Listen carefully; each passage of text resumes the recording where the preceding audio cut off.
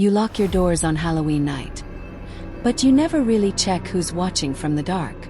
Story 1. The Shadow Followers. This happened 3 years ago on Halloween night of 2022. I'm a 28-year-old male, but at the time of this story I was 25. I had just finished a long shift at the community center where we'd hosted our annual fall festival. Parents brought their kids for various activities. Competitive games, costume contests, trivia for prizes, and a kids versus adults tug-of-war tournament. It was exhausting but rewarding work. As a youth coordinator, community events are my specialty, but they definitely take their toll. After cleaning up, I headed home ready to crash. Around 7 p.m. my phone rang. It was my younger sister, who I'll call Maya. She wanted me to take her and my cousin, who I'll call Ethan, trick-or-treating since neither our parents nor Ethan's folks felt up to it. As usual, I was the designated cool older cousin who had to save the day. Maya was 16 and Ethan was 12. Despite being completely drained, I threw on some clothes and drove to my parents' house. When I arrived, Maya was still perfecting her costume. She was dressed as Enchantress from the Suicide Squad, with detailed face paint and dark flowing robes. Ethan was going as Captain America, complete with a homemade shield. Once Maya was ready, we headed to a nearby subdivision known for generous candy distribution. The neighborhood was bustling with activity.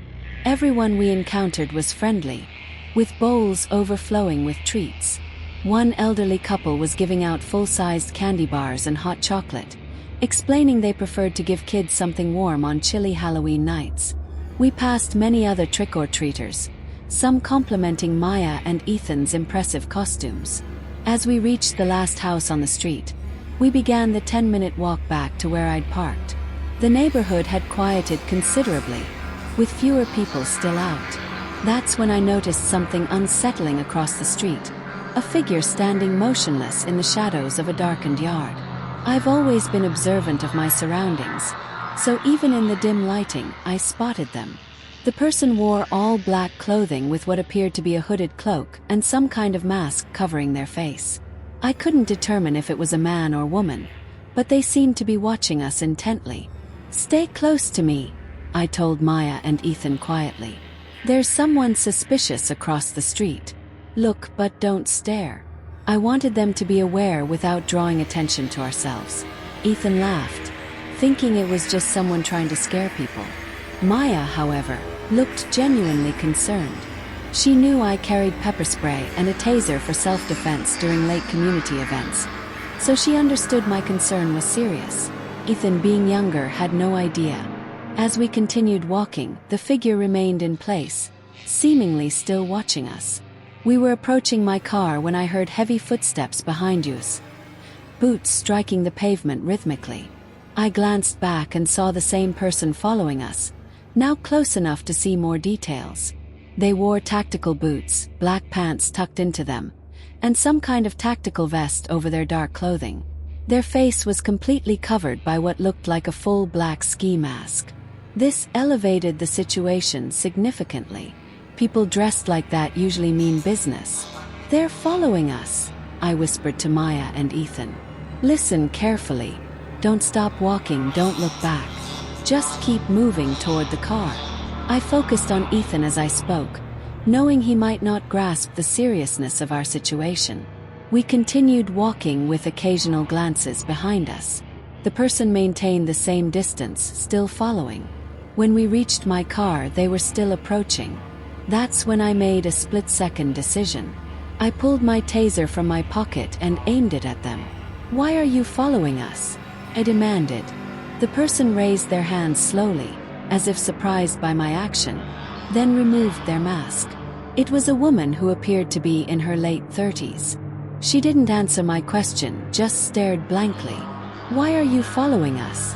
I asked again, keeping the taser aimed at her. Her response made no sense. In a monotone voice, she said, "I'm with neighborhood security. We received reports of suspicious activity in this area. When you looked at me earlier, I thought you might be involved.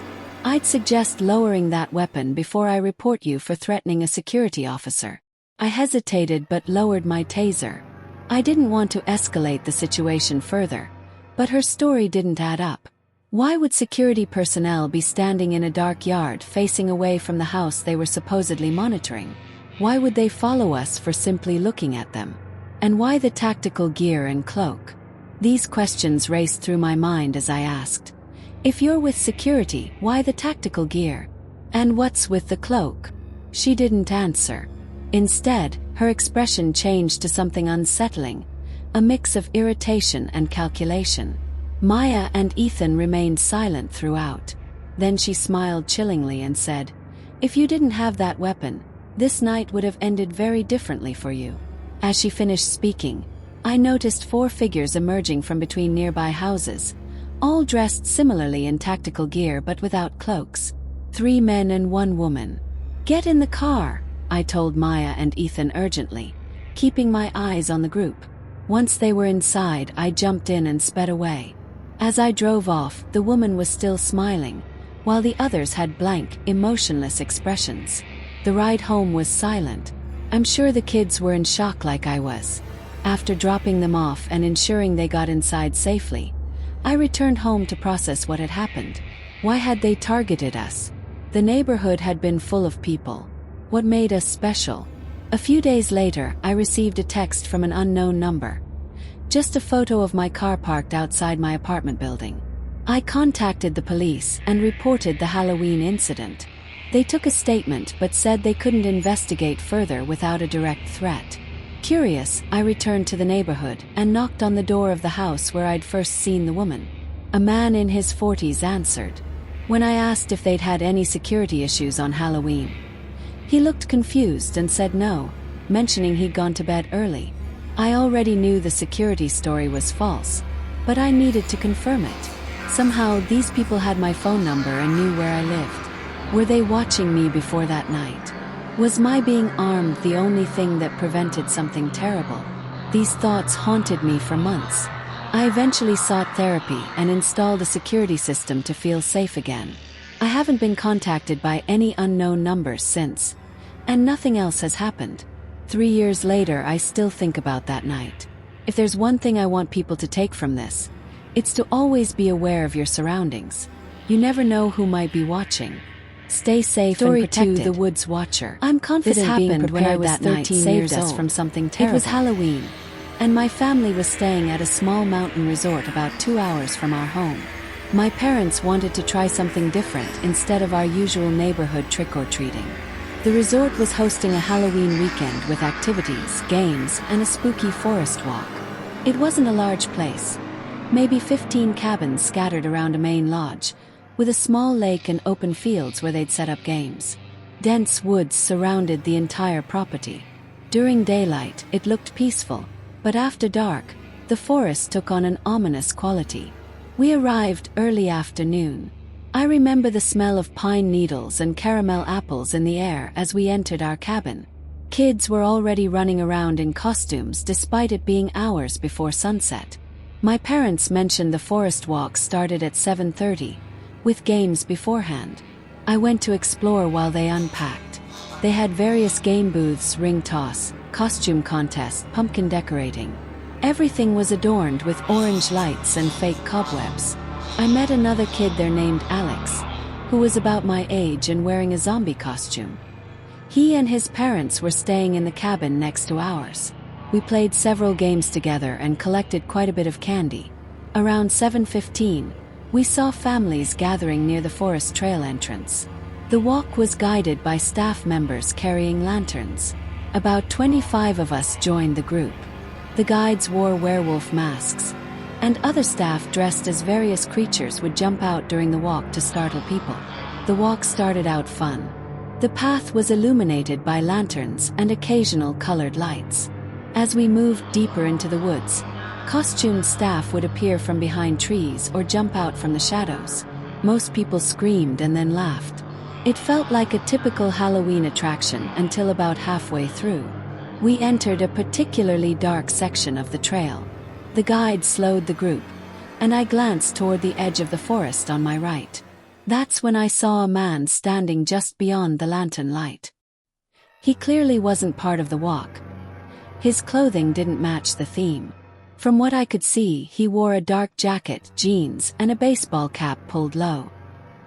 He stood motionless with his hands in his pockets, just watching.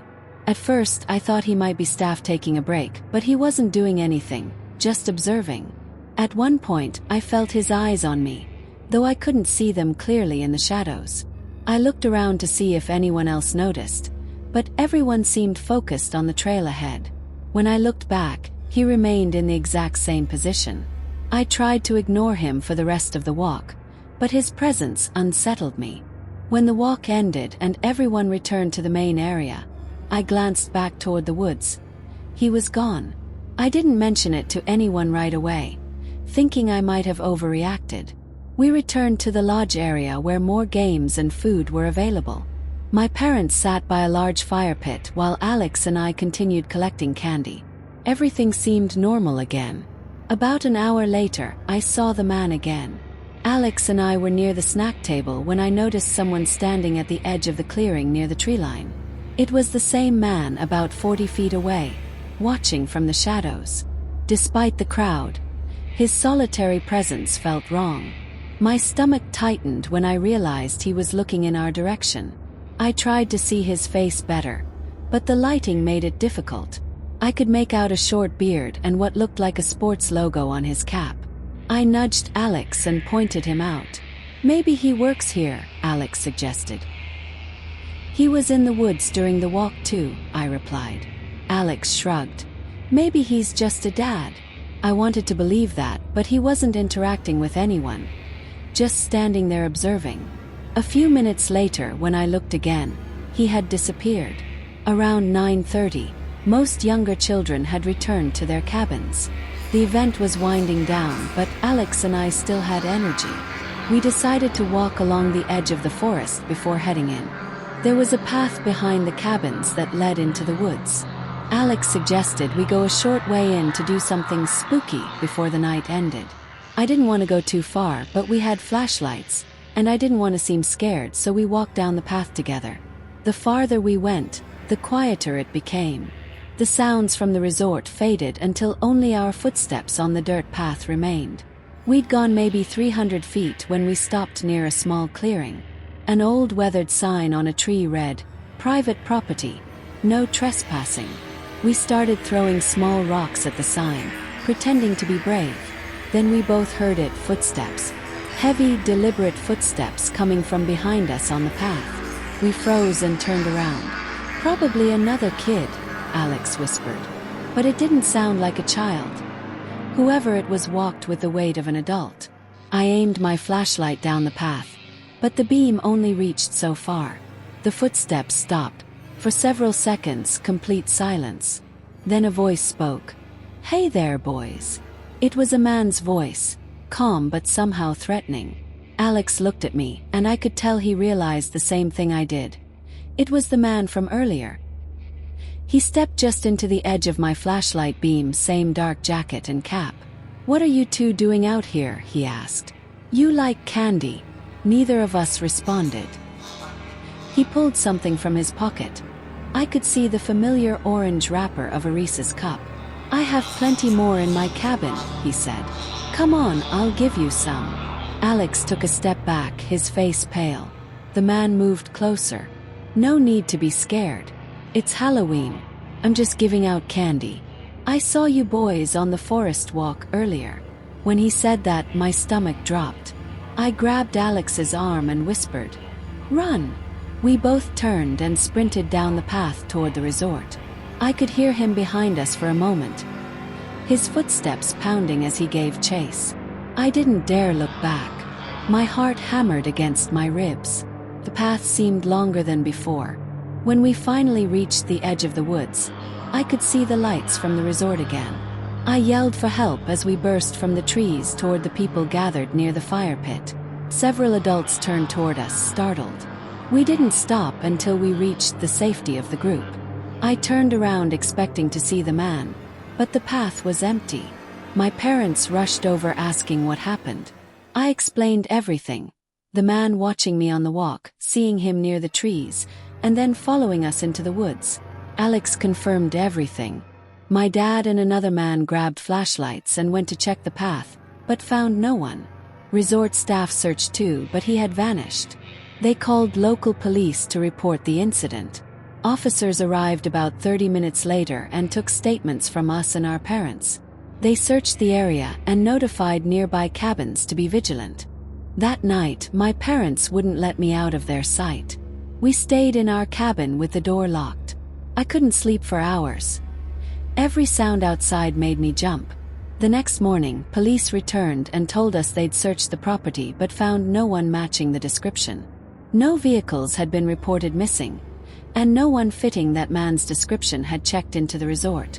They thought he might have been a trespasser from outside the property. We left later that day. I remember staring out the car window as we drove past the woods, half expecting to see him standing there again. For weeks after, I kept thinking I saw him, on the side of the road outside stores, even once in my school parking lot, though it was always someone else, or at least I hope it was. Alex and I stayed in touch for a while. He told me he had nightmares for weeks after that incident. Nothing ever came of it. The police never called again, and the man was never identified or caught. Now that I'm older, what scares me isn't what he did, but what he might have done. If we had believed him for even a second, if we had walked toward him instead of running, I don't think I'd be here today. Every Halloween since, whenever I see someone standing alone at the edge of a crowd, I think of that man. Sometimes people who appear to be part of the festivities are watching for entirely different reasons. Story 3. The Halloween Intruder. My name is Daniel, and this happened to me on Halloween night 4 years ago. I'm 32 now and work as an IT consultant, but back then I was the new guy at a tech startup, getting stuck with the less desirable shifts and assignments. When Halloween rolled around, I was looking forward to a quiet evening. It's never easy being the new employee, so I was ready to enjoy a night of handing out candy and watching horror movies. At the time, I was living alone in a townhouse on the edge of the suburbs. My girlfriend was visiting her parents out of state. The neighborhood wasn't isolated. I had neighbors on both sides, but the street became very quiet after trick-or-treating hours. Most families in the area turned off their lights around 9:30 p.m. Since I didn't have kids, I typically handed out candy until the crowds thinned out. I was familiar with the occasional ding-dong ditch prank on Halloween, so I wasn't easily alarmed. That year, Halloween fell on a Friday, and I remember it being unseasonably warm for late October. By 10:45 p.m., I was relaxing on my couch, half watching a horror movie while sorting through a bowl of leftover candy. I hadn't had any trick-or-treaters for about an hour, so when I heard a faint knock at my front door, I assumed it was late stragglers. But when I opened the door, no one was there, just the empty porch and the sound of leaves rustling in the breeze. I dismissed it as kids playing pranks and returned to my movie. 20 minutes later, I heard the same sound again, but this time from my patio door, the one leading to the backyard. That immediately raised my concern, as nobody used that entrance. I froze in the living room, listening carefully. With the TV muted, I could hear it clearly. The metallic click of the patio door handle being tested slowly and deliberately. Whoever was trying the door was either checking if it was locked or believed it was unlocked and was trying to be quiet. I crept toward the kitchen, staying low, and that's when I saw him through the glass. A man crouched near the door, wearing dark clothing and a cheap Halloween mask pushed up on his forehead. In his hand, he held a screwdriver and a small pry bar. He wasn't trying to hide. He moved with purpose, as if he knew I was inside and didn't care. I backed away quietly and grabbed my phone, whispering to the 911 dispatcher what was happening. The operator told me to stay on the line, lock myself in a safe room, and not to engage. I didn't want to make noise running upstairs, so I stayed crouched at the top of the steps, clutching a heavy flashlight, whispering updates to the dispatcher. I peeked down and saw the man move away from the patio door. That's when I heard the distinctive sound of a window screen being removed. He was at the basement window now. "He's at the basement window," I whispered to the dispatcher, my voice trembling. She assured me officers were already on their way. Then came the most terrifying moment, the sound of glass cracking. He was breaking the window. My blood ran cold. This wasn't a typical burglar. Most avoid homes when they know someone is inside. This person knew I was there and was coming in anyway. Minutes felt like hours. The dispatcher kept me talking quietly to ensure I was okay. I heard footsteps crunching outside as the man circled the house again. Then headlights swept across my windows. Relief flooded me as flashing red and blue lights pulled up in front. The man bolted. I watched him sprint across my lawn, but he didn't get far. Officers tackled him just past my driveway. I didn't realize I was shaking until I saw one of the officers leading him back in handcuffs. That's when I saw what he'd been carrying: the pry bar, duct tape, and plastic restraints stuffed in his backpack. This wasn't a burglar looking for valuables. This man had a plan, and it was something far more sinister. The police later told me he had a record of home invasions and was suspected in several cases where people had gone missing. To this day, I hate being home alone on Halloween. It's supposed to be about fun scares, but whenever I hear unexpected noises at night, I can't help but remember that evening. What chills me most is knowing that if the police had arrived just 5 minutes later, I might not be here to tell this story. The police followed up weeks later with what they found in his backpack: a loaded handgun, several knives, and rope. He had been planning something horrific, and Halloween was just his opportunity of choice. If you like our stories, please like, comment, subscribe, and share. Thank you.